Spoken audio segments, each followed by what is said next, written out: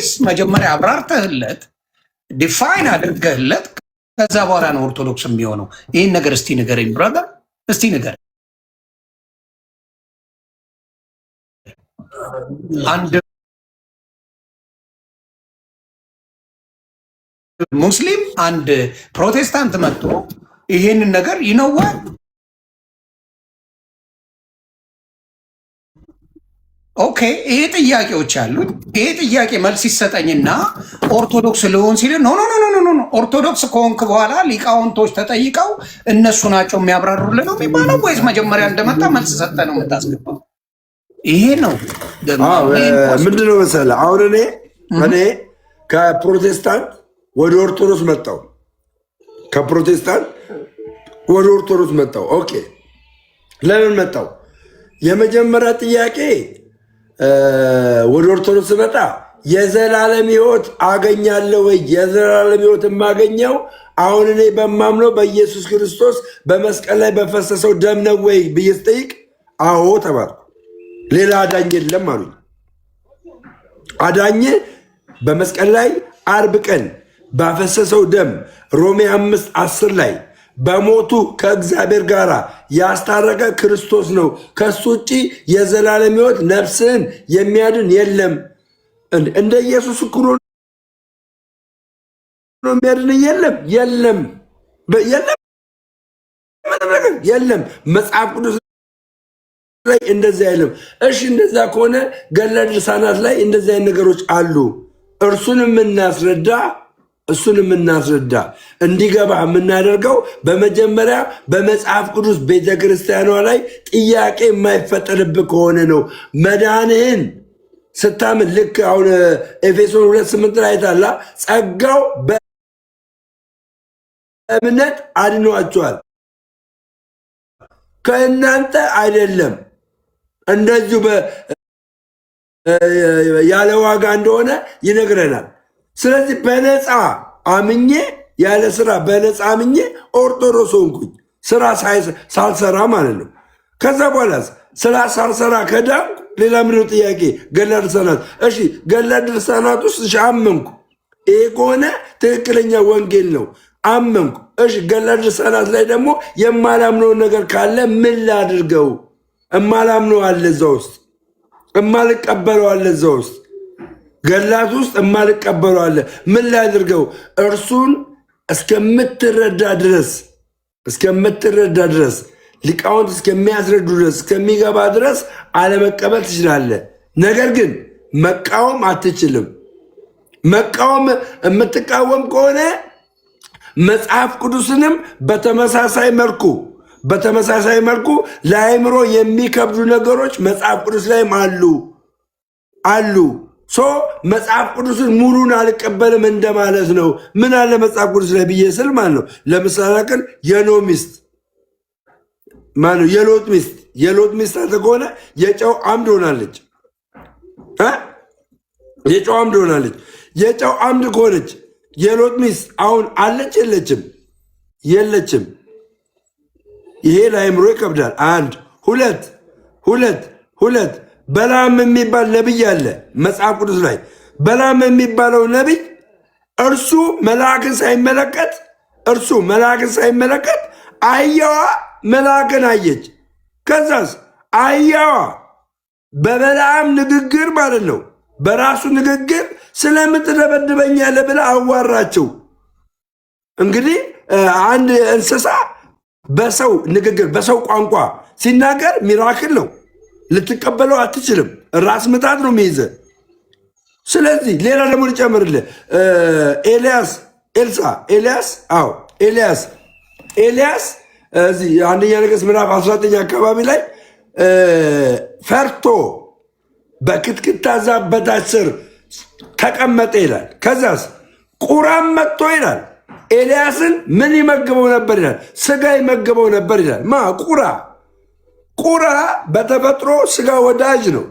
ስጋ ወዳጅ የሆነውን ቁራ እግዚአብሔር አዞት ለኤልያስ ምግብ አቅራቢ ሼፍ ሲያደርገው ነበረ። አይታል። ይህንን ሚራክሎችን መጽሐፍ ቅዱስ ላይ የምትቀበል ከሆነ ገድለ ድርሳናት ላይ ደግሞ ልትጠራጠር የምትችላቸው ነገሮች ለመማር ሞክር እንጂ ላለመቀበል ልብን አታደንድ ነው። ላለመቀበል የምታደርገው ልብን ደግሞ በመቃወም አታውጣው። የምትቃወም ከሆነ የነ ኤልያስን የነ በላምን ሁሉን ነገር ማለት ነው። ራስህ እኮ መለስክልኝ። የመጨረሻ ላይ ኤፍሬም ታርመኛለህ። ገድላት ላይ የተጻፉት እነሱ እያዘዙ እነሱ እያደረጉ እንጂ እግዚአብሔር እያዘዘ ሳይሆን እነሱ በራሳቸው ማድረግ የሚችሉት የራሳቸው የሆነ ነገሮች አሉ። ራሳቸው ከሲኦል ራሱ አውጥተው ወደ ሌላ ከሆነ ነገር አድርገው ወደ ሌላ ማድረግ የሚችሉበት መጽሐፍ ቅዱስ ላይ አለ እኮ መጽሐፍ ቅዱስ ላይ እነማ አሁን ለምሳሌ ግን ኢያሱ አይታላለ ኢያሱ ምዕራፍ 33 አካባቢ ላይ ይመስለኛል ኢያሱ ፀሐይ በገባዖት ትቁም አለ አዘዘ። እግዚአብሔር ሳይነግረው እኮ ነው ሳይነግረው አየህ የተፈጥሮ ሕግን የሆነችውን ፀሐይን በገባዖት ምን አለ አቆመ ይላል። ፀሐይ ታዲያ ሲኦልና ገነት መግቢያ ናት እንዴ? ይሄ ስልጣን ኢያሱ ካለው ማለት ነው። ይሄ ስልጣን ኢያሱ ካለው እግዚአብሔር በኢያሱ ተጠቅሞ ነው ፀሐይን ያስቆመው። እግዚአብሔር በኢያሱ ተጠቅሞ ነው ፀሐይን ያስቆመው። ፀሐይን ማስቆም ሲኦል መግባትና መውጣት ጋር ምን ያገናኘዋል? ከሞተ አንድ አሁን ለምሳሌ ያክል አንተ ልታወራኝ የምችለው ክርስቶስ ሳምራን ነው። ኦኬ ክርስቶስ ሳምራ እንዴት ነው እሷ ከሲኦል ነፍሳትን የምታወጣው? በመሰረቱ ክርስቶስ ሳምራ ከሲኦል በራሷ ማንነት አውጥታ አታውቅም። በራሷ ማንነት እግዚአብሔር በሰጣት ኪዳን ግን ታወጣለች። እግዚአብሔር በሰጣት ኪዳን ታወጣለች። ግን ለምን ወደ ዋናው ሀሳባችን ማንገ ዲል ራሱ ስታደርግ ነበር እግዚአብሔር ኢየሱስ ክርስቶስ ከሰይጣን ጋር ያለ እግዚአብሔር ምንም ቅዱሳን ያለ እግዚአብሔር ምንም ነገር ማድረግ አይችሉም። ቅዱስ ሆና እንዴት ከሰይጣን ጋር ብትታረቅ እኮ ዓለም ሰላም ይፈጥራል ብላ አስባ ማለት ነው። ከክርስቶስ ከምን አኳያ ነው ያለችው? ከምን አኳያ ነው መሰለህ ያለችው? የሰው ልጆች በኃጢአታቸው ሲኦል የሚገቡ ከሆነ የሰው ልጆች በኃጢአታቸው ሲኦል ከሚገቡ እግዚአብሔር ከሰይጣን ጋር ቢታረቅ መልካም ይሆናል በሚል እሳቤ ሰይጣንን ከእግዚአብሔር ጋር ለማስታረቅ ያደረገችው ጥረት ምንድን ነው? የሰው ልጆችን ከዘላለም ሕይወት እንዳይጎሉ ከማድረግ ሀሳብ ነው እንደዚህ ያደረገችው። ከማድረግ ሀሳብ ነው ይህንን ደግሞ ሊቃውንት በደንብ አድርገው ሊያብራሩት ይችላሉ። እኔ ሊቃውንት አይደለሁም። ገባ ምእመን ስለሆንኩ ማለት ነው። ምእመን መልመል አትበል። ምእመን መልመል እኮ አይደለም ያልኩት፣ ምእመን እኮ ነው ያልኩት። ምእመን መልመል ሳይሆን ምእመን ይገ ምእመን አይደለም መንመን ሳይሆን ምእመን። እኔ ምእመን ነኝ። አረ የምወዳችሁ ኦርቶዶክስ ለነገሩ ዛሬ ኮምፕሊንክ አድርጉ እስቲ። አንዴ ደግሞ ወንድማችን ኤፍሬም አንተ የምትለውን እንስማ። ትላንት ከጀመርነው ነገር ላይ በተወሰነ መልኩ አንተ ከታዘብከው ካየኸው ከተረዳኸው ነገር እስቲ የሆነ ነገር በለን። ሲያዳምጠን ስለነበረ ትንሽ ጊዜ እንስጠው አደራ።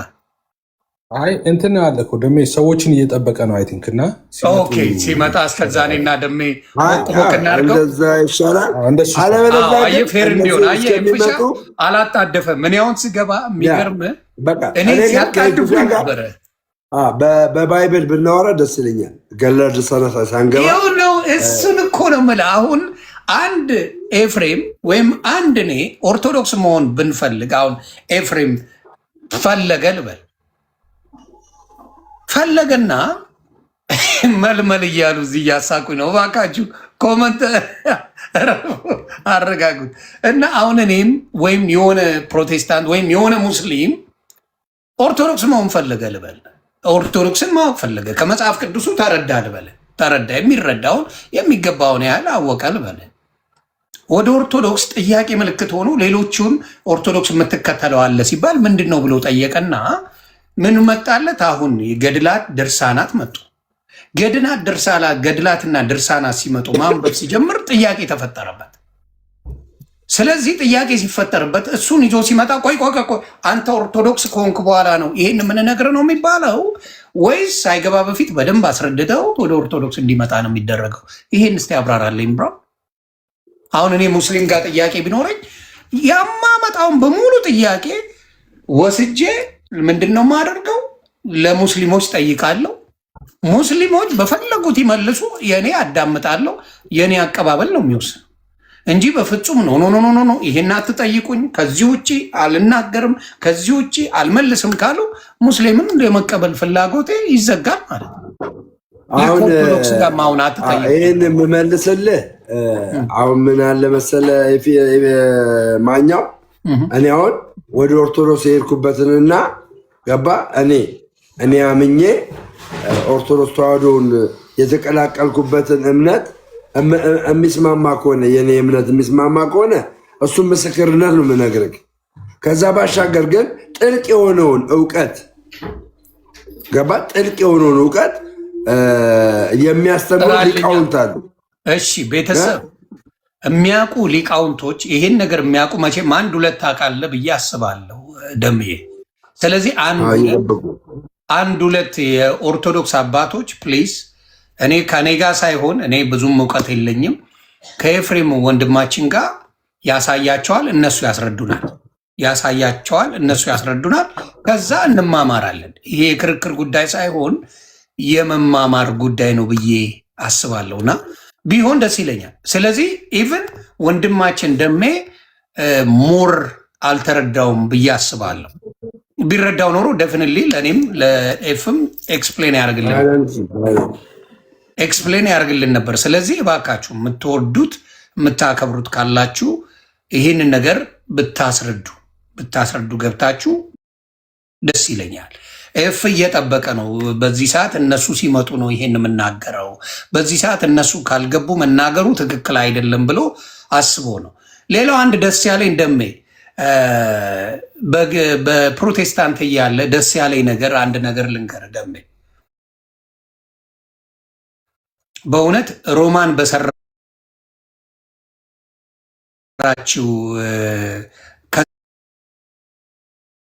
ከዘመረች በኋላ ስድብ ነገር አርጋ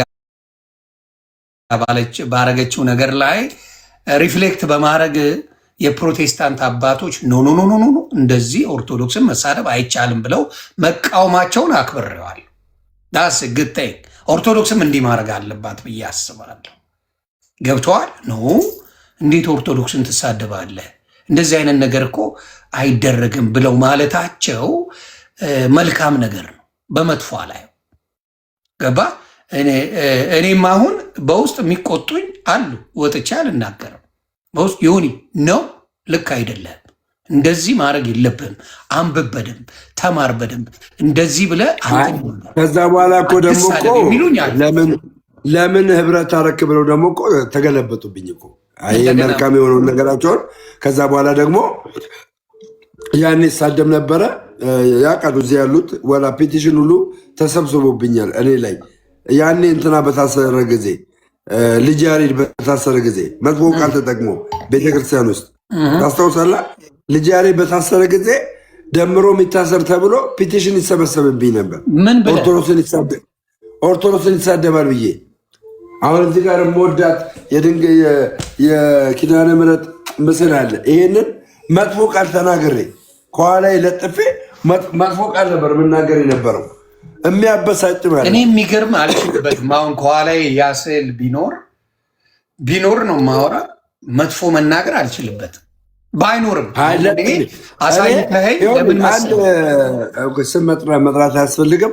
ከኋላ ፎቶ ባክግራውንድ ላይ ፎቶ እናደርግና መጥፎ ቃላቶችን እንናገር ነበር። እግዚአብሔር ይመስገን የዛሬ ጌታ እንደዛ አይነት ነገሮች ገብቼ ነበር። እማይሆን ማለት ነው የዛሬ 2 ዓመት እማይሆን ከባድ እንትን ውስጥ ገብቼ ነበረ። በዛን ጊዜ ነው እንግዲህ ተቃውሞ የመጣው። ከዛ ደግሞ ስለዚህ ምክንያት ነበራቸው እያልከኝ ነዋ።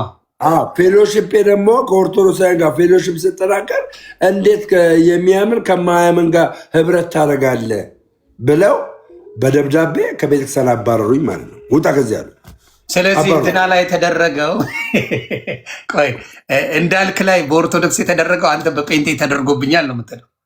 እንዳልኩ በኦርቶዶክስ እኮ አልተባረረም፣ ተወገዘ እንጂ ኖ ማንኛውም ቤተክርስቲያን ብትገባ ነው ያሉት። ቤተክርስቲያን ገብተህ ለሚደርስ ነገር ኖ ያሉትን ተወገዘ። ህብረት በማድረግ ያለውን ደብዳቤ ነው የምነግርህ እኔ ከኔ ጋር ተወያይተናል። አያመጣልህም በተአምር ደብዳቤውን አምጥቶ አያስነብብም። እንዴ ፖስቶታል እንዳልክ ፖስቶታል። ደብዳቤው ምንድን ነው የሚለው በምታረገው ህብረት የምታረገው ኦርቶዶክስ ተዋህዶን ከሚነቅፉ ኦርቶዶክስ ተዋህዶን በብዙ ትችት ከሚያደርጉ ሰዎች ኦርቶዶክስን ከሚጠሉ ጋር ትብብር እያርክ በምታረገው ነገር ላይ የእኛ ቤተክርስቲያን ይሄ ፈቃደኛ አይደለችም። ቤተክርስቲያን መጥተህ አንዳንድ ሰዎች በንዴት በሆነ ነገር የሆነ ነገር ቢያደርጉብህ ቤተክርስቲያናችን ኃላፊነት አትወስድ። ምክንያቱም ስሜታዊ የሚሆኑ ሰዎች ስላሉ ገባ። መልካም ሰው እንዳለ በፍቅር የሚመልስ እንዳለ ደግሞ አንዳንዱ ደግሞ የሚገነፍል ሰው አለ። ስለዚህ ያንን ሁላ ቤተክርስቲያን ልትቆጣጠረው ስለማትችል ለሱ ቀድማ ነግረዋለች። ይሄንን ቀድማ ነው የነገረችው። ይሄ ነገር ቢፈጠር እኛ ከዚህ ነገር ውስጥ አደራ የለንበትም፣ የእኛ ሚሽን አይደለም ነው ቤተክርስቲያኗ እያለች የነበረችው። ገብተዋል። የእኛ ሚሽን አይደለም። ስለዚህ አንድ ነገር ብትሆን ኦርቶዶክስ እንዲያደርገችን እንዳትለን ነው ነገሩን ያሉት የኦርቶዶክስ አባቶች ማለት ነው። ስለዚህ ማን ነበር አውቀዋለሁ። እስቲ ቆይ ላናግረው እኚህን ሰውዬ። ተናስትልኝ ኑ በብርሃኑ ተመላለሱ ሚውትን አብሮ እስቲ ተናስትልኝ። በስሜት ነው እንዴት ታዲያ ምልኩት? እሺ መጽሐፍ ቅዱስ ዲስከስ ማድረግ አንችልማ። መጽሐፍ ቅዱስ ላይ ኤፊ በቃ ገላት ድርሳናት ላይ ገባ። ኤፊዬ ገላትና ድርሳናት ላይ ገብቼ አላውቅም። እኔ መጽሐፍ ቅዱስ ላይ ነው እኮ የማወራው ደምዬ።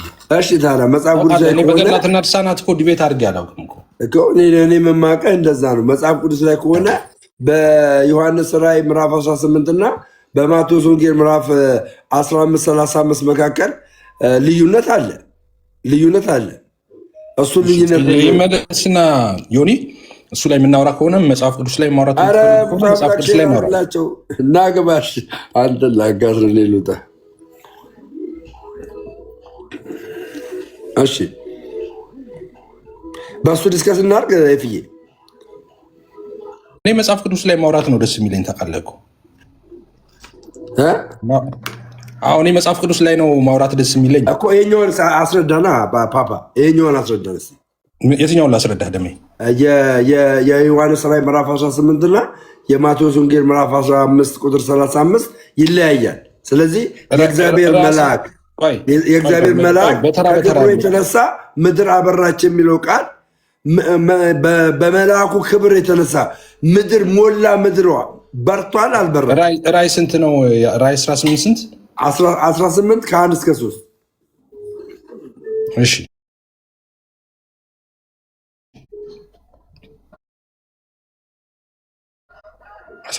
ራዕይ 18 ቆይ ደሜ ሞዴሬተር በቃ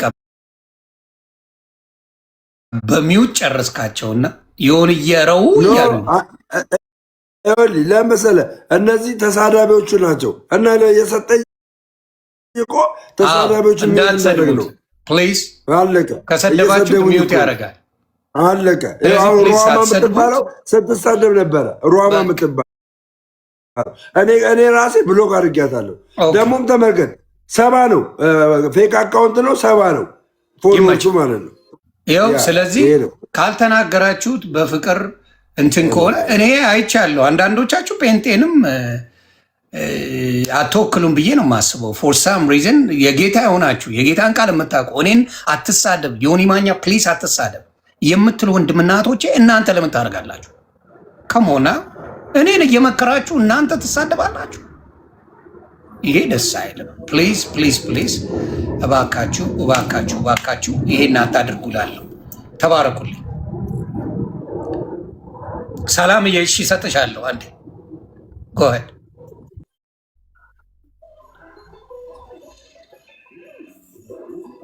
ሰላሚና ጻፊልኝ አንዴ ቁጥር ጻፊ። ማን አለ? ማንም የለም እኮ ሚሚ ኦርቶዶክስ።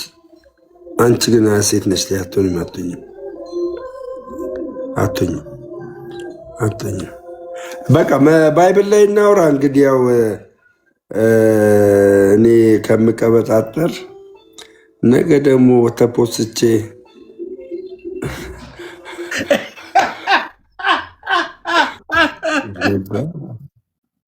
አይ ከባድ ነው የምልህ። መመስጠር ሊቃውንት አንተ እንድትረገጥ፣ አንተ እንድትሰደብ፣ አንተ ምን እንድትል አልፈልግም። ስለዚህ አንተ ማድረግ ያለብህ ምንድን ነው? ኤፍም ብሏል፣ ሌሎች የሚያውቁ ሰዎች ይግቡልኝ እያለ ነው። ኤፍን ስሙልኝ፣ ሁለታቸው አውሩ። እኔ ደቂቃ ይዛለሁ። በቃ የሁለታችሁ። ስለዚህ ኤፍ ምንድን ነው ያለው? የሚያውቁ ሰዎች፣ በኦርቶዶክስ የሚያውቁ ሰዎች ገብተው እነሱን ነው መጠየቅ የምፈልገው። ወንድማችን በመጽሐፍ ቅዱስ ላይ መወያየት ይችላል። ከዛ ውጭ ግን በገድላትና ድርሳናት ላይ ሌሎች የሚያውቁ ሰዎች መጥተው እንዲወያዩ እፈልጋለሁ ብለዋል። ትክክለኛ ነገር ነው ደም ያለው። እኔም አሁን ለምሳሌ ከበድ ያለ ነገር ስታደርጉ አሁን ምን አለ መሰለህ፣ መምህር በረከት ጋር ሼር አድርግልኝ። ለምንድን ነው መሰለህ እኔ አሁን እኔ መጽሐፍ ቅዱስ ቢሆን ኢሶኬስ ፋይን ምንም ችግር የለብኝም። ግን ገድላት ድርሳናት እንዴት እንደሚመሰጠር ገባ መመስጠር የሚባል ነገር እንዴት እንደሚፈታ ሊቃውንት ነው የሚያውቁት። አንድ ብቻ ጥያቄ ልጠይቅ፣ እንደው የምትፈቅድልኝ ከሆነ ደም ወይ ላሻ ብላንካ ትለዋለህ ወይ ትዘግበኛል። ያው ገድላት ድርሳናት ላይ ከሆነ ማነው ፖስቴ? አዋ ግልጽ ነው እኮ ብራዘር። አይ እኔ እምነት አለኝ። ይኸውልህ በገድላት ድርሳናት እኔ ከዘላለም ሕይወት እንደማልጎድል ሙሉ በሙሉ እምነቱ አለኝ። ገድላት ድርሳናት ላይ ለምን መሰለህ? እኔ አሁን ያላነበብኳቸው ገድላት ድርሳናቶች አሉ። ያላነበብኳቸው እነሱ ያላነበብኳቸው ገድላት ድርሳናት ላይ እዛ ውስጥ ሕግ ሊቀመጥ ይችል ይሆናል። ሕግ ይህንን አታድርግ የሚል ሕግ ሊቀመጥ ይችል ይሆናል። እኔ ስላላነበብኩ ያ አታድርግ ያለውን ነገር ባደርግ ገባ ከዘላለም ሕይወት አልጎልም። ለምን? መጽሐፍ ቅዱስ የዘላለምን ሕይወት የሰጠኝ መጽሐፍ ቅዱስ በክርስቶስ ኢየሱስ በማመን ነው የዘላለም ሕይወት የሰጠኝ። በልጁ የሚያምን የዘላለም ሕይወት አለው። በልጁ የማያምን ግን የዘላለም ሕይወት የለውም፣ እርሱም አሁን ተፈርዶበታል ነው የሚለው። ስለዚህ አሁን በገድላት ድርሳናት ላይ እኔ ዶክትሪናል ኢሹ ነው ብዬ ገድላት ድርሳናት ላይ አላወራም። ግን በመጽሐፍ ቅዱስ እዚህ ጋር ባለው አንተ በምታውቀው ማለት ነው ብሮ፣ ገድላት ድርሳናትን ሳይቀበሉ ኦርቶዶክስ መሆን ይቻላል? አዎ ገድላት ድርሳናትን ሳይቀበል አንድ ሰው ኦርቶዶክስ መሆን አይችልም። ለምን? የቤተ ክርስቲያኒቷ በተለይ ሊቃውንት አምነውበት የጻፉት ከሆነ የመቀበል ግዴታ አለበት። ነገር ግን ሊቃውንት ሳያውቁ በሌላ ማተሚያ ቤት፣ በስልጤ ማተሚያ ቤት የታተመ፣ በወራቤ ማተሚያ ቤት የታተመ፣ በማይታወቅ ማተሚያ ቤት የታተመ ገድላት ድርሳናት ነው ብሎኝ ይዞ ቢመጣ ማለት ነው አልቀበልም። እሱን አይደለም እነሱ እኔ አሁን ኤፍ ጋ ያለው በትክክለኛ ኦርቶዶክስ ቤተክርስቲያን የምትከተለው ኦርቶዶክስ ቤተክርስቲያን በየቤተክርስቲያኖቿ የምታስተምርበት ነው። ይህንን ነው ይዞ የሚመጣ እንጂ የእንትና ማተሚያ ቤት የእንትና በግለሰብ ምናምን የሆኑ ነገሮች አይደለም። በፍጹም አያደርገውም። እሱ ለምን አላቸው? በነገራችን ላይ ኦርቶዶክስን ጥላቻ ሳይሆን አዳምጠኝ፣ ልንገርህ።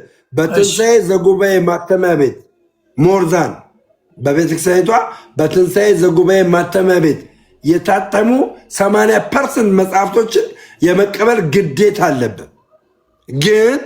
ግን ባለፈው እየነገርኩ ነበር አለ እዚህ ለምሳሌ ተአምረ ማርያም ነው 222 ተአምር ያለው ማርያም ማለት ነው። ተአምረ ማርያም ነው።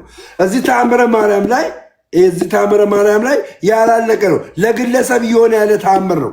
በዚህ ተአምረ ማርያም ደምረው የዘላለም ሕይወት አያገኝም። ተረዳኝ? በዚህ ተአምረ ማርያም ደምረው የዘላለም ሕይወት አያገኝም። ነገር ግን ደምረው በቤተ ክርስቲያኒቷ በዶግማዋ ላይ ማለት ነው። ባገኘው የዘላለም ሕይወት ይህንን ተአምረ ማርያም የሚቀበልበት ዋናው ምክንያት ለምን እንደሆነ ታውቃለህ? እምነቱን እንዲጨምርለት ነው፣ እንዲያበዛለት ነው። በእግዚአብሔር መደገፉ እንዲበዛለት ነው። እንዲበዛለት ለምን? ለግለሰብ ነው ተአምሩ የሆነው።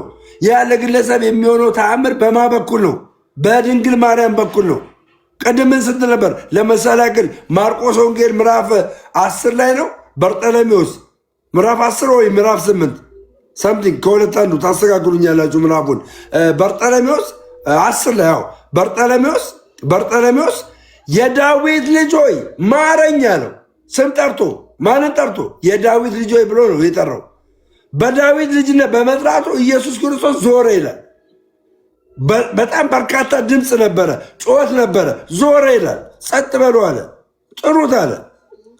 በርጠለሜዎስም ብቱቶን ትቶ ይላል። ብቱቶን ትቶ ብድግ አለ ይላል። ከዛ በኋላ በጣም የሚገርመው የዳዊት ልጆች ስላለው ብቻ ኢየሱስ ክርስቶስ ምን ብሎ እንደጠየቀው ታውቃለህ? ምን አደርግልህ ዘንድ ትወዳለህ አለው። አሜዚንግ እኮ አይነ ስውር መሆኑን ኢየሱስ አይቶታል። ትላንት ስዘግበው የነበረ ጉዳይ ነው አባቴ። አዎ። እና ከዛ ምን አነሱ? አይ ዘንድ አለው። ገባ? ከዛ ፈቀደለት። በማን የተነሳ ነው የሚያገኘው? በዳዊት የተነሳ ነው። ስለዚህ በዳዊት የተደረገ ተአምር ተብሎ በሆነ ቦታ ላይ ቢጻፍ ያ ተአምር በዳዊት ምክንያት ይሁን እንጂ ተአምር አድራጊው ማን ነው? እግዚአብሔር ነው ተአምር አድራጊው።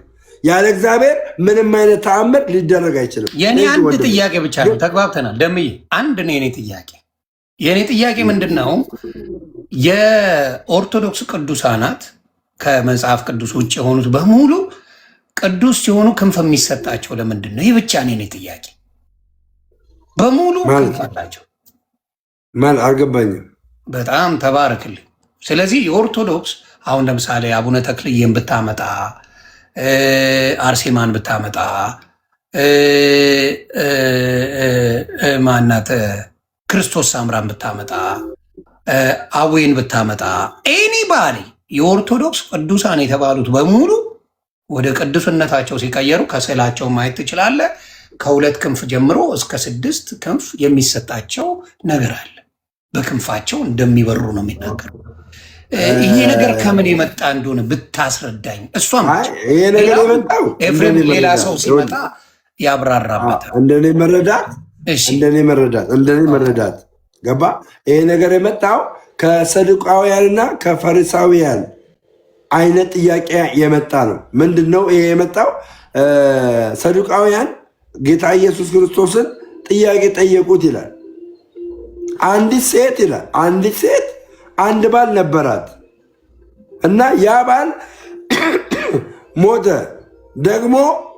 ደግሞ ሌላኛው ሁለተኛው ወንድም የባልየው ወንድም አገባ።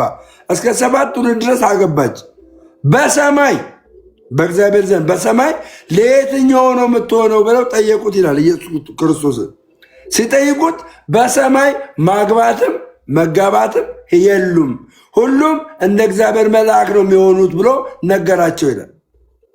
ቃል በቃል እንደ እግዚአብሔር መልአክ። ስለዚህ የሰው ልጅ እንደማን ነው የሚሆነው ብሎ ተናገረ ኢየሱስ። እንደ እግዚአብሔር መልአክ። አንተ መልአክን ስስል ማለት ነው። አንተ መልአክን ስስል ምን እንዳላቸው አድርገህ ነው መስለው? ክንፍ አረ ክንፍ አላቸው ይላል። ያው መጽሐፍ ቅዱስም ስለሚናገር እና ከዛ የተነሳ ከመጽሐፍ ቅዱሱ የተነሳ ስለሞቱ በሕይወት እያሉ ሳይሆን ስለሞቱ ሲሞቱ መላእክትን ስለሚመስሉ ክንፍ አድርገው እንደዛ አድርገው አስቀምጧቸው ሊሆን ይችላል። እኔ በስዕሉ ላይ ብዙ ጥልቀት ያለ መግለጫ ባልሰጥህም ማለት ነው። ኦኬ ሊሆን ይችላል ብለህ እንጂ እርግጠኛ አይደለም ብለዋል ካሉ ይሄን ብለዋል በላይ ካልሆነ ግን እኔ በግምት ይዘንባል አይዘንባል መልስ አይሆንም። ከመጽሐፍ ቅዱስ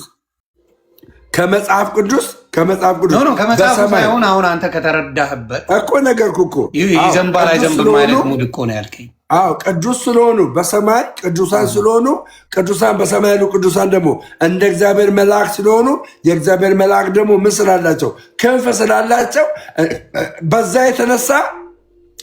የተነሳ በክንፍ አድርገው ስለሁላቸው ሊሆን ይችላል። እኔ ደግሞ እዚህ ጋር ሌላ ጥያቄ እዚሁ ጋር ተመሳሳይ የማመጣው ምንድን ነው? እዚሁ ጋር እንግዲህ አላዛር አለ፣ አብርሃም አለ፣ እንዲሁም ደግሞ ባለሀብቱ ባለጸጋው ሞቶ በሲኦል ያለው አለ። በሲኦል ያለውና በአብርሃም እቅፍ ያለው ስለ ክንፍ የተወራ ስለ ሰዎች ክንፍ የተወራ ከሞቱ በኋላ ማናቸውም የለም። ኢቨን ሙሴን ሲያዩ ኢየሱስ ክርስቶስ ወስዶ በተራራ ላይ ሲያሳያቸው ሙሴንና ኤልያስን አዩ። ከዛም ደመና ጋረዳቸውና ኢየሱስን የምወደው ልጄ እሱ ነው እሱን ስሙት ብሏል። እና እዛ ላይ ክንፍ አድርገው ታዩ የሚባል ምንም ቦታ ላይ የለም። ገባ? የሰዎችን ነው ማወራ የሚል ቦታ መጽሐፍ ቅዱስ አልነገርኩም።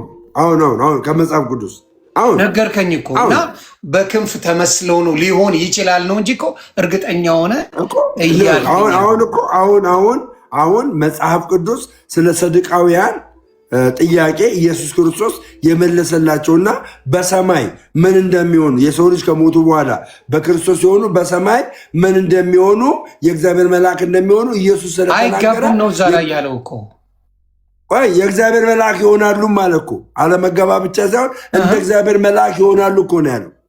እሺ እንደ እግዚአብሔር መልአክ ይሆናሉ ነው ያለው። እንደ እግዚአብሔር መልአክ ይሆናሉ ማለት የእግዚአብሔር መልአክ ምን አለው ማለት ነው? ክንፍ አለው ማለት ነው። ክንፍ ያለው ለምንድን ነው? ቅዱስ ስለሆነ ነው። ስለዚህ ጀስት አሁን አንድ ቅዱስ ቢሞት ተብሎ የሚታሰበው ማለት ነው ተብሎ የሚታሰበው እርግጠኝነት ይህንን ዴፊኔሽን አምጣ ብትለኝ አላመጣም። ግን እኔ እንደዚህ ከማለት አኳያ ይሆናል ብዬ ነው ነግረው ነው ወይ? አሁን እኮ እዛ የሚለው ላይ ነው። እኔ አሁን ለምሳሌ እርግጠኛ ለመሆን ኦርቶዶክስ ትምህርቷ ይሄ ነው ወይ እንደዚህ ትላለች ወይ ነው ወይስ መላምት ነው? አንተ እየሰጠኝ ከዚህ ውጭ ከሆነ እኔ አልቀበልም። በቃ ግልጹ ስነግርህ ሌላ አላችሁ የምትሉ የኦርቶዶክስ ወንድምና ከዚህ ውጭ ቅዱሳን ስለሆኑ እንደ እግዚአብሔር መልአክ ቅዱሳን ስለሆኑ ክንፍ ይሰጣቸዋል። ከዚህ ውጭ የሆነ ሌላ አስተምሮ ካለ ግን እኔ አልቀበልም። ይኸው ምድር ላይ ሆኖ እኮ ክንፍ ያለው አለ። በነገራችን ላይ የለም ምድር ላይ ለማንም ክንፍ አልተሰጠውም። ለማንም አልተሰጠውም ክንፍ ያለው መጥቁሮ የሚባለው ባለ ክንፍ እኮ ነው። ጋኔል መጥቆራ ሌላ ነው። መጥቆራ እንዴት ሌላ ነው? ምድር ላይ መጥቆራ ነው ምርጥ ክንፍ ያለው ነው መጥቁር የሚባለው ክንፍ ያለው አይደለ? አብዛኛው ቤተክርስቲያን ናቸው አይደለ? እሺ ወደ በእንትኑ ዲስከሽን እናደርገዋለን። አይ በምድር ላይ ክንፍ ያለው ስላለ ብዬ ነዋ። እነሱ እሺ እና አቡነ ተክልዬ አንዴ እና አቡነ ተክልዬም እና አርሴማም በቅድስና ወደ ገነት ከገቡ በኋላ ወይም ደግሞ ወደ መጽናኛ ቦታ ከገቡ በኋላ እንደ መልአክ ስለሚሆኑ ክንፍ ተሰጧቸው ነው እንበለው። ኦኬ እሺ፣ በሱን ወደ መጥቆሪያው ስንመጣ በምድር ላይ ያለ ነው። በምድር ላይ የተረገዘ ነው። ሲወለድ 60 ክንድ የሆነ ሰው ነው። ክንፍ ያለው ነው። የሚበር ነው። እየበረረ ያግዛቸው ነበር ብሎ ከነ ዩቲዩብ ላይ ተፖስተውታል። በክንፉ እየሄደ ለቤተ ክርስቲያን ብዙ እንጨቶችን እያመጣ በክንፉ እየተመላለሰ ምን ያደርግ ነበረ? ያገለግላቸው ነበረ ተብሎ ተጽፏል። ስለዚህ ምድር ላይ ያለው መጥቆሪያ ባለ ክንፍ እኮ ነው ማብራታ። እሱንስ እንዴት ነው የምታየው? አንተ በምትለው እሺ ልስማማ ልበልህ። በላክነት ስለምንቀየር እንደ መላክ ስለምንሆን ብዬ ልቀበል። አጭርና ግልጽ አድርጌ ላስቀምጥልህ። እሺ አጭርና ግልጽ አድርጌ ላስቀምጥልህና ኢየሱስ ክርስቶስ ማነው? መጽሐፍ ቅዱስ ላይ ከሆነ ጴጥሮስን አንተ ሰይጣን ብሎታል። የስ አንተ ሰይጣን፣ አንተ የሰውን እንጂ የእግዚአብሔርን አታቅም ብሎ ገሰጸው ይላል። የስ አዎ ብሎታል። ጴጥሮስ ሰይጣን ነው ሰው ነው? ጴጥሮስ ሰው ነው። ሰይጣን ለምን አለው? በሰውነቱ ለምን አልገሰጸውም? ትታል ማለቱ ነው አይደለም። ሰይጣን ብሎ ቀጥታ ቃል በቃል ነው አንተ ሰይጣን ብሎ ቃል በቃል የወረፈው። ለምን በሰውነቱ ለምን አልወረፈውም? በሰውነቱ ምን ብሎ እንዴት በሰውነቱ ስትለኝ አሁን ሰው ነው አለ። አንተ ሰው የእግዚአብሔርን እንጂ የራስን አታውቅም ለምን አለው? አንተ ሰይጣን ነው ያለው። ስለዚህ አንተ ሰይጣን ብሎ ስለተናገረው ጴጥሮስን ሰይጣን ትለዋለህ? አትለውም። ግልጽነቱ ይሄ ነው። አትለውም። ኦኬ መጥቆራ ሀሳቡን ነው ያለው ወይስ ሀሳቡን ነው ያለው? በተናገረው ነገር ንግግሩን ያለው ኮመንት እያነበብክ ነው የምመለሰው። ኮመንቱን ሳይሆን ሲናገረው መጀመሪያ አታንብብ። ኮመንት ኦፍ አድርጌ ማውራት እንችላለን። ኮመንቱ ሳታነብ አንተንም ኮመንት ያንተን የሚያግዙ በኮመንት ያግዙ፣ ችግር የለው። ይሁን ሀሳቡን ይናገር። ሀሳቡን እኮ ይናገር። ሀሳቡ ቢናገር ግን አሁን ይሄ ከምን ጋር ያገናኘዋል ነው እያልኩ መጥቆሪያ ባለ ክንፍ እንደሆነ ቤተክርስቲያን ትሰብካለች። መንፈስ አይደለም፣ ሰው ነው። ሰው ነው። ባለ ክንፍ ሰው ነው።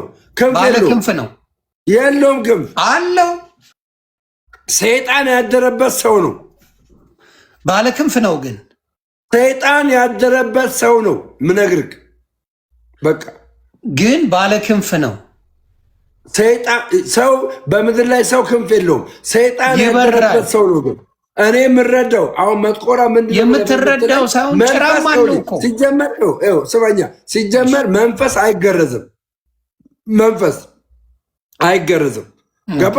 መጥቆራ ምን ብሏል ነው የሚለው? ተገርዟል ይላል። ለምሳሌ አሁን መጥቆራ ተገረዘ ማለት ሰይጣን መንፈስ ነው። ስለዚህ ሊገረዝ አይችልም። ጭራም አለው እያልኩ ነው። በቃ አሁን ይሄ ነው፣ አያግባባንም። ምክንያቱም እኔ አይደለሁም የምለው፣ እኔ ቪዲዮ ላሳየ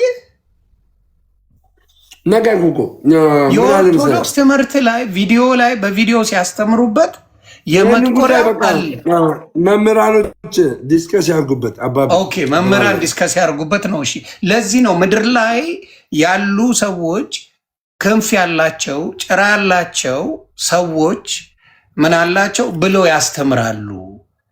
ይሄ ነገር ነው የሚያወዛግበው። እና አሁን ለምሳሌ አንድ ሰው ወደ ኦርቶዶክስ እስልምና አንድ ግልጽ ነገር ለአንተ ላስቀምጥልህ። ስማኝ፣ አንድ ግልጽ ነገር ለአንተ ላስቀምጥልህ። መጥቆራ ሰውም ሆነ ሴጣንም ሆነ ክንፍ ኖሮም አልኖሮም አንተን የዘላለም ሕይወት እንድታገኝና እንዳታገኝ ያደርጋል እንዴ? አይ የሚያደርገውማ ከኢየሱስ ውጭ የለም። በቃ አሁን ደምረው አዳምጠኝ። ዋን ሞር ታይም እዚህ ጋር ስንገለው ዋን ሞር ታይም ደምረው መጥቆራ አንተ እንደምትለው ክንፍ አለው ቢል ክንፍ የለውም ቢል ሰው ነው ቢል ጅኒ ነው ቢል ሰይጣን ነው ቢል ገባ? እንደዚህ ብሎ ቢናገር ማለት ነው እግዚአብሔር እንደዚህ ብለሃልና እንደዚህ አላመንክምና ከዘላለም ሕይወት ትጎድላለህ አይለኝም። ከዘላለም ሕይወት የምጎድለው ልጁ ኢየሱስ ክርስቶስን ካላመንኩ ብቻ ነው። ባርክልኝ። መጨማመሩ አሁን ለምሳሌ መጽሐፍ ተጽፎ መጨማመሩ ምናምን እየነገርኩ ነው። መጨማመሩ ምናምን አንተ የቤት ልጅ ከሆንክ ከመጽሐፍ ቅዱስ ጋር የሚጋጭ መስሎ ከታየ አለመቀበል ትችላለህ። ግን መቃወማችንም አልኩ እኮ አለመቀበል ማለት አሁን ለምሳሌ እኮ ሚስቴ ከአንቺ ጋር አልስማማም ግን ሚስቴ ነሽ የሚባል ነገር አለ። አሁን ለምሳሌ ባለቤቴን ከአንቺ ጋር በምንም ነገር አንስማማም አንቺ ጋር ግን በቃ ለባህሉ ድምቀት አብረን እንኖራለን የሚባል ነገር አለ። በቃ እንለያየ። አይ ኩፌት ነው። ይሄ እምነት ነው። ይሄ ነው እኮ ነው። አንተ ብዙ ሰዎች አእምሯቸው የተበከለው በተለይ በገላትና ድርሳናት ዙሪያ ላይ ነው። ጋይስ ገላትና ድርሳናትን ማለት ነው አንብበው የማያውቁ ሚሊየንስ ኦርቶዶክሳውያን አሉ። ሚሊየንስ ትክክል። እኔ አሁን አንብቤ አላውቅም አልዋሽማ። አለቀ። አሁን ምን አለ መሰለህ ያላነበቡ ስማኝ፣ አንድ ጊዜ ስማኝ። ኦርቶዶክስ በመሆን አሁን ገድለ ድርሳናትን አላነበብክም። ገባ? ባለማነበብ አንተ ገድለ ድርሳናትን ባለማንበብ እግዚአብሔር በአንተ ላይ አይፈርድብህም።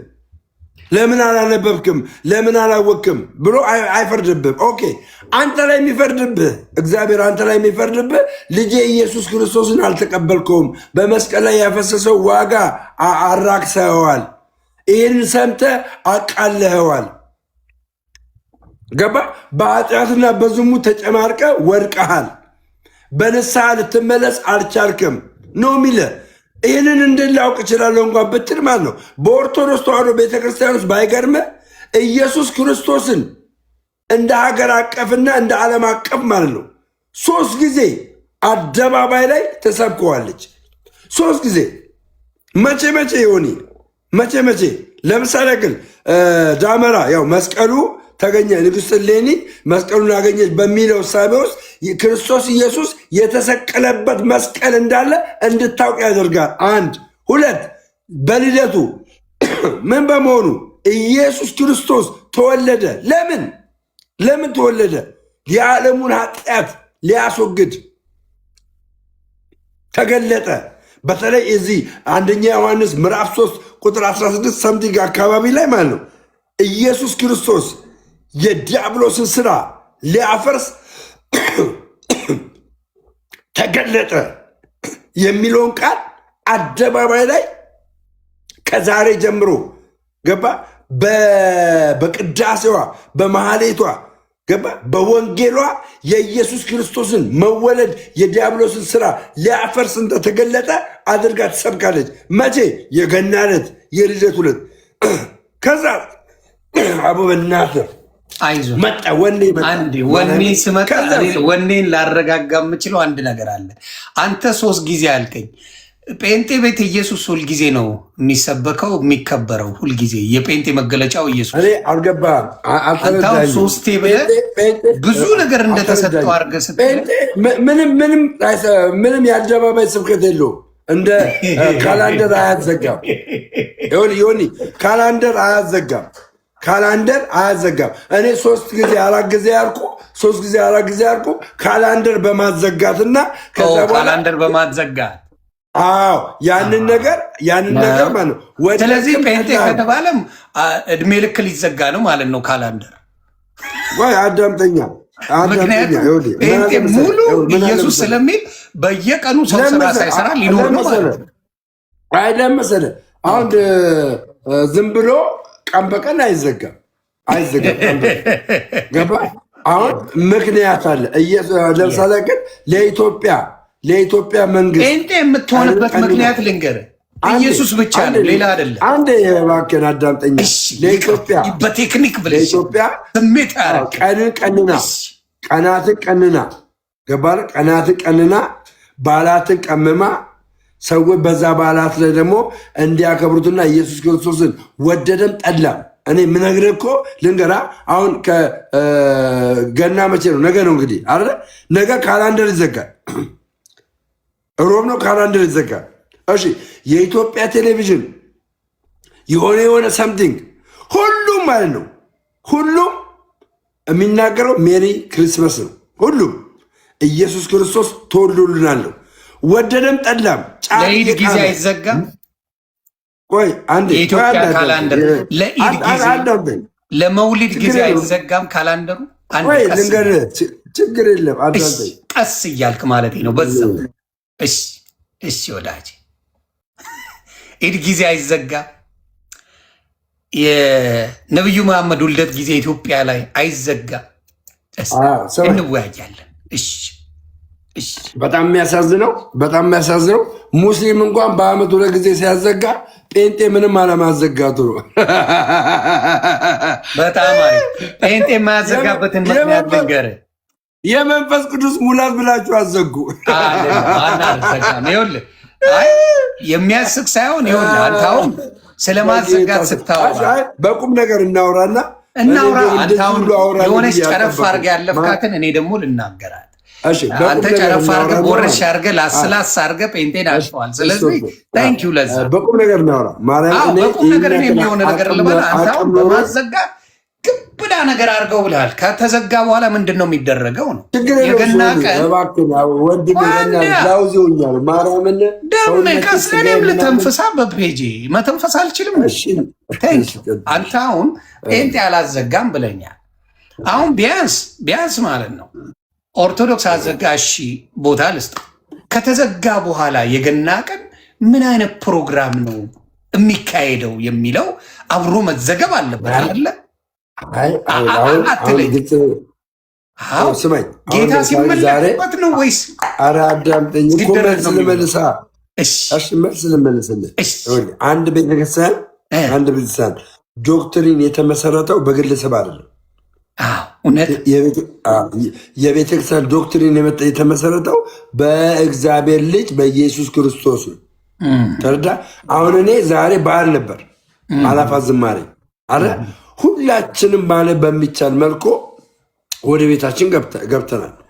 ሶዛት የሆነ ሰው በኃጢአት ቢደክም ኦርቶዶክሳውያን እንዲህ ናቸው ብዬ ጀዝ ማድረግ አልችልም። ጀጁን አይደለም ያልኩህ። አንተ አሁን ብራግ አድርገህ ሙስሊሙም ኦርቶዶክስም አዘግተናል ካላል በማርያም ነገ ጠዋት እናወራ። በማርያም ደከመኛውን ማርያምን በኢየሱስ ስም የሌለን የደከመኝ ጌታ በሚያርያም ዮኒዬ እኔም በቃ ልሰናበታችሁ። ምን ጥያቄ ያለ መሰለህ? ኤፍያ እዚሁ እያለ አንተ እናቴን አልፋታም። የሆነ ነገራቸው ናፍቀኛል ጌታ። ኤፍ ምንድን ነው ለኤፍ የምለው ነገር አለ። ኤፍሬም ወንድማችን ምን እያለ ነው? እኛ በመጽሐፍ ቅዱስ ላይ ባለው ብዙ የሚባል የተጋነነ ነገር ልዩነት የለንም፣ ግን ከመጽሐፍ ቅዱስ ውጪ እነሱ ሌላ የሰጡት መልእክቶች አሉ። ድርሳናትና ገድላት በጣም ሌላ የተለየ መልእክት አላቸው። ስለዚህ ደሜ አዲስ ስለሆነ በዛ ጉዳይ ላይ ደሜን አልጠይቀውም። የሚያውቅ ሰው ካለ መጥቶ ያስረዳል ብሎ ጠይቋል። ሌላ ጊዜ ፈቃደኛው ናችሁ። ሌላው ምንድን ነው ዮኒ፣ እሱ ጋር ምን መሰለህ፣ አሁን እኛ ገድላትና ድርሳናትን ትቃወማላችሁ የሚባለው ነገር እሱ ራሱ አይደለም። እኛ ገድላትና ድርሳናትን አንቃወምም፣ ተቃውመንም አናውቅም። እኛ የምንቃወመው ገድላትና ድርሳናቱ አጌኒስት ወርድ ኦፍ ጋድ ስለሆኑ ነው። ከእግዚአብሔር ቃል ጋር ወይም ደግሞ ከቤተክርስቲያን እንኳን ከኦርቶዶክስ ተዋህዶ ራሱ መሰረታዊ የዶክትሪን ትምህርት ጋር የሚቃረን ስለሆነ ነው እንጂ እኛ ገድላትና ድርሳን በመሆናቸው ብቻ አይደለም የተቃወምናቸው። ገድላትና ድርሳናቱ እንደ እግዚአብሔር ቃል የተጻፉ አንድ ጊዜ ደምዬ ገድላትና ድርሳናት እንደ እግዚአብሔር ቃል ተጽፈው ቢሆኑ ኖሮ እንደ እግዚአብሔር ቃል የተጻፉ ቢሆን ኖሮ እኛ መጽሐፎቹን እየገዛን እኛ ራሱ እንጠቀማቸው ነበር፣ ለልጆቻችን ሁሉ እናስተምርበት ነበር። ግን ገድላትና ድርሳናቱ ቀደም እንዳልኩት አብሶሉትሊ ከመጽሐፍ ቅዱስ እውነት የራቁ ከእግዚአብሔር እውነት የራቁ እንደ መጽሐፍ ቅዱስ ያልሆኑ ናቸው። እኛ የተቃወምነው እሱን ነው። ሌላው ዋና አይደሉም የሚባለው ነገር ገድላትና ድርሳናት ዋና አይደሉም፣ የሃይማኖት መከራከሪያ አይደለም የሚባለው እሱም ትክክል አይደለም። ለምንድነው ትክክል ያለው ነው? ገድላትና ድርሳናቱ ደሜ ቅድም እንደምትለው አንተ መንፈሳዊ እድገትን ለሰዎች ለመጨመር ወይም በመንፈሳዊ እድገት እንዲያመጡ ሰዎች እንደሱ አይደለም። ገድላትና ድርሳናቱ ነገረ ድነትን ይዘዋል። የነገረ ድነት ትምህርት ታጭቆባቸዋል። ያ ማለት ገድላትና ድርሳናት ሰዎች በቃ አሁን ይህንን ማለት ይህን ዲስከሽን ውሸት ከሆነ ውሸት ነው የምትል ከሆነ አሁን ላገናተር ባት እኔ ወጥቼ መናገር ትችላላችሁ ከፈለጋችሁ ማለት ነው። ነገር ግን በፒስ እናወራ የምንባባል ከሆነ ግን በራስ ቤት ማለት ነው። አሁን ዛሬ ኢቭ ነው፣ ነገም ደግሞ እንደዛው በዓል ነው። ከነገ ወዲያ ምንድን ነው የሚሆነው? አርባ ሐሙስ በዚህ ጉዳይ ላይ አንተም ቅድም ይዘው በመጣው ጉዳይ ላይ እንደ መምህር ማን ናቸው? መምህር ማን ነበሩ? ያንተ ወዳጄ ፊ ማን ነበረ? ወይ በኢየሱስ ስም መምህር በረከት ሊወያዩህ ይፈልጋሉ። ቅድም በያዝከው ማለት ነው። ገባ? ቅድም በያዝከው ዴፊኔትሊ የሊቃውንትን ምስክርነት ይዘው ገባ? የሊቃውንትን ምስክርነት ይዘው ትክክል እንዳልሆነ ተረጓሚው አንተ እንዳልከው እንዳልሆነ ሊያወሩክ ይፈልጋሉ።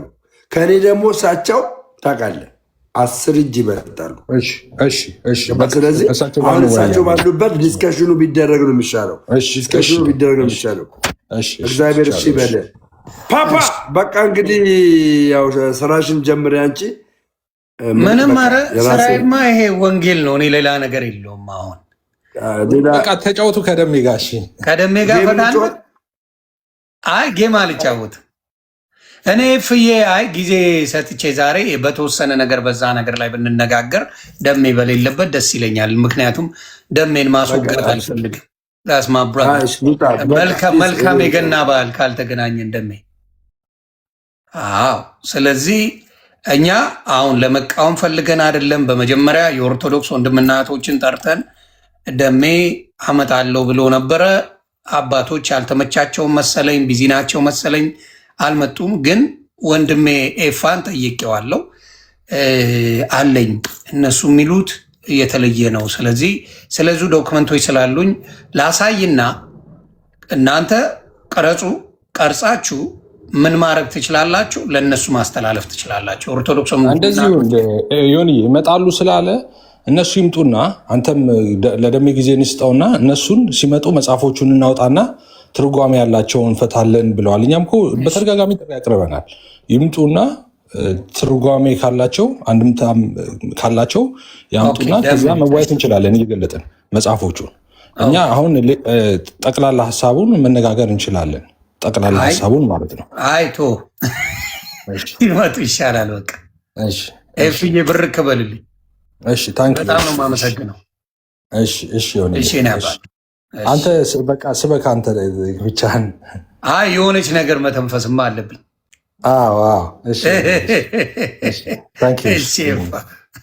ተባረክ።